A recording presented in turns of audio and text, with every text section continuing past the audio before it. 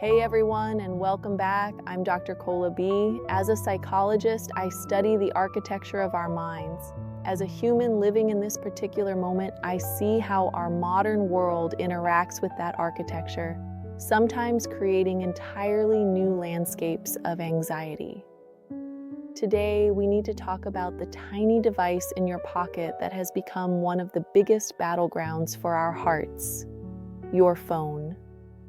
Specifically, we're diving deep into the texting anxiety loop, that vortex of panic, obsession, and self-doubt triggered by delayed replies, vague messages, and the dreaded seen notification. You know this feeling intimately, don't you? You send a text, maybe something vulnerable, maybe just a simple, "How's your day?" And then the wait begins. Minutes feel like hours. Your stomach starts to churn. You check your phone obsessively. You see they've been online but haven't replied. You see the message marked "read." Your mind explodes. Did I say something wrong? Are they mad at me? Are they ignoring me? Are they losing interest? Maybe they met someone else. That calm, rational part of you disappears, replaced by a primal wave of fear and insecurity. You feel ashamed of how much it affects you. You think, it's just a text. Why am I spiraling? I'm here to give you the clinical, unvarnished truth. It's not just a text, and you are not crazy. That tiny screen has become a potent amplifier for our deepest attachment wounds. The anxiety you feel is a real physiological response, and it's being fueled by the very nature of modern communication. Today, we're going to dissect why this happens, explore the neuroscience behind the panic, and give you practical tools to break free from the loop and reclaim your peace. 1. The modern minefield. Why texting is inherently anxiety-provoking. First, let's understand why texting specifically is such fertile ground for insecurity, especially if you have any history of attachment wounds, which, let's be honest, most of us do. Absence of nonverbal cues. Human beings evolved to communicate face-to-face. We rely heavily on tone of voice, facial expressions, body language, and micro-expressions to gauge safety, interest, and emotional tone. Texting strips all of that away. We're left with just words on a screen, which are incredibly easy to misinterpret. A simple "okay" can sound dismissive, angry, or neutral, depending entirely on the reader's internal state. It's like trying to have a deep conversation blindfolded and wearing noise-canceling headphones. You're missing most of the data. The illusion of immediacy. Our phones create an expectation of constant availability. We see someone is online, or we know they have their phone with them, so a delayed reply feels like a choice. It feels personal. In reality, people might be driving, in a meeting, needing space, or simply not in the emotional state to reply immediately. But our anxious brain often jumps straight to, "they are choosing to ignore me."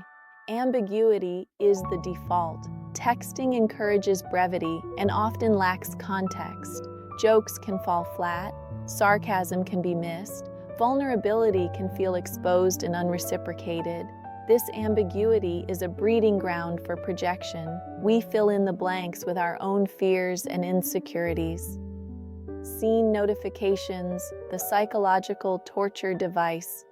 These features, designed for convenience, can become instruments of anxiety. Seeing that someone has read your message but not replied can feel like a direct, explicit rejection in real time. It leaves no room for plausible deniability. Maybe they didn't see it, forcing the anxious brain to confront the perceived slight head-on. This combination makes texting a perfect storm for triggering attachment anxieties. It provides minimal relational data while creating maximum room for fearful interpretation. 2. The anxious brain on scene. A neurobiological deep dive. Now, let's look at what's happening inside your brain when that reply doesn't come. This isn't just you overthinking, it's a physiological threat response. If you lean towards an anxious attachment style, your nervous system is already primed to interpret relational ambiguity as danger. This often stems from early experiences where connection felt inconsistent or unreliable. You learned deep in your implicit memory that you had to be hypervigilant to signs of abandonment. So when a text goes unanswered or is marked "seen with no reply," amygdala activation, your brain's threat detector, the amygdala, fires up. It doesn't distinguish between a real physical threat, like a tiger, and a perceived relational threat, like potential abandonment. To your amygdala, the silence feels like danger. Cortisol and adrenaline surge. The stress hormones flood your system. Your heart rate increases, your breathing quickens, your stomach churns. You are literally in a state of fight, flight, or freeze. Prefrontal cortex goes offline. The rational, logical part of your brain, the prefrontal cortex, gets temporarily hijacked by the amygdala's alarm. This is why you can't just think logically your way out of the panic. Your threat system is in the driver's seat. Cognitive distortions run wild. With your logical brain offline, your mind starts spinning worst-case scenarios fueled by past wounds. Catastrophizing. This silence means it's definitely over. Mind reading. I know they're mad at me, ignoring me, think I'm annoying. Personalization. It must be something I did. All or nothing. Thinking. If they don't reply soon, it proves they never cared. Compulsive checking. This obsessive checking of your phone isn't a sign of weakness. It's your brain desperately seeking information to resolve the perceived threat and get a dopamine hit of relief. This entire cascade can happen in seconds, triggered by something as small as a delayed reply. It feels overwhelming because it is overwhelming. Your entire neurobiological system is convinced you are unsafe. I want to pause here because if you have ever felt that physical, gut-wrenching panic while staring at your phone, if you've ever felt trapped in that obsessive thought spiral after being left on scene, go ahead and hit that like button. It's a powerful acknowledgement that this anxiety isn't trivial. It's a deep physiological experience. 3. The avoidant side. Briefly, silence as self-regulation. Now let's briefly touch on the other side, as we've explored in previous seasons. For someone with an avoidant attachment style, silence often serves a different purpose.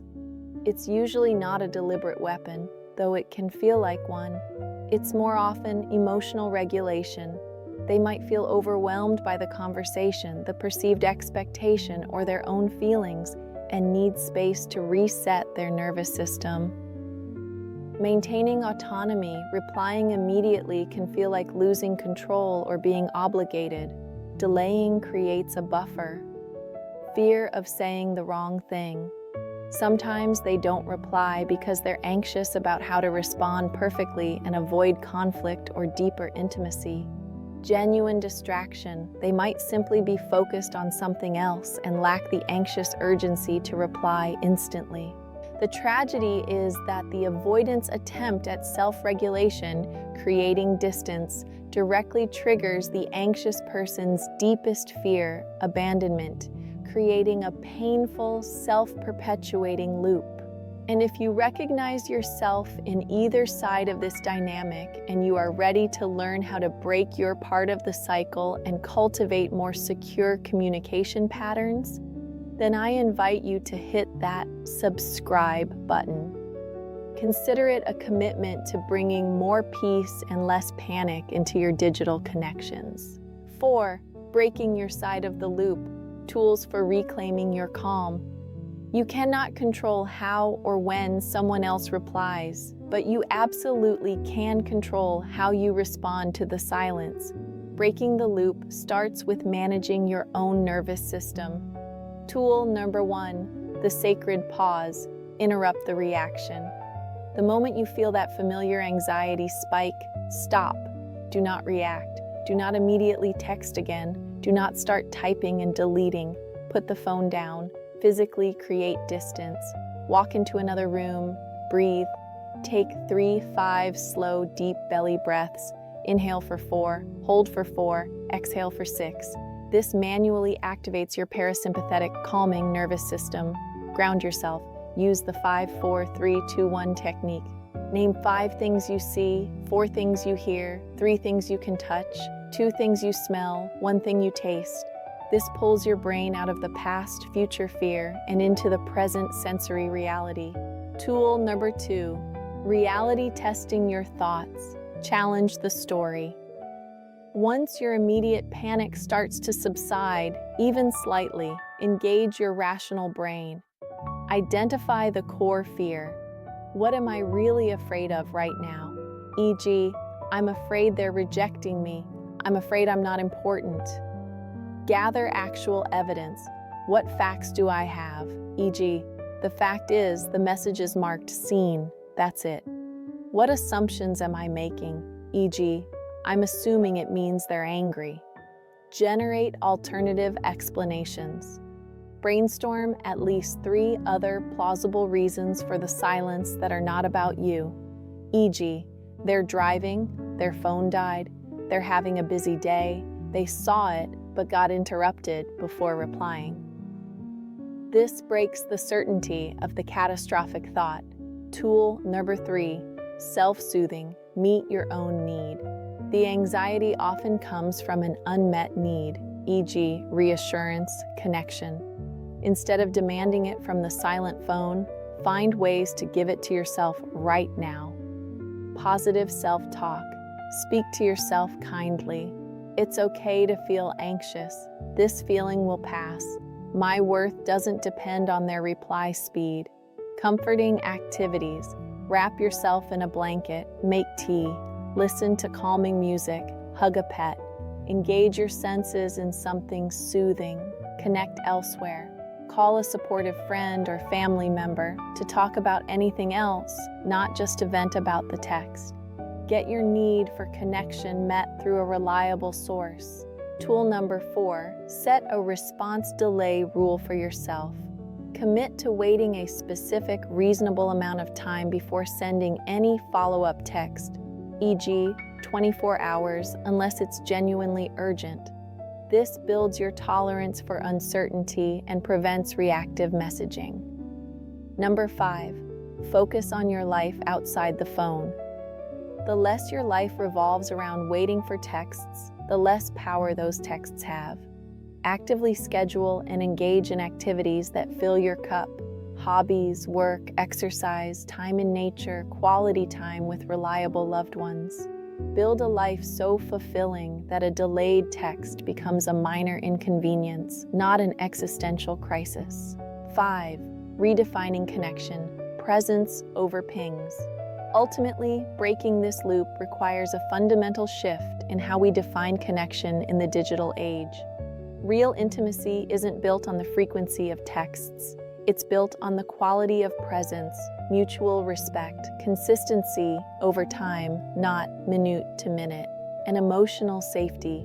Start valuing face-to-face conversations, phone calls where you can hear tone, and partners whose actions consistently show you that you matter, regardless of their texting speed.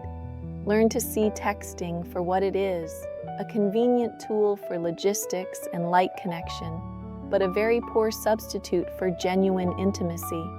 Your peace doesn't live inside their reply, it lives inside you. This is Dr. Kolabi. Thank you for being here and exploring this incredibly relevant modern anxiety.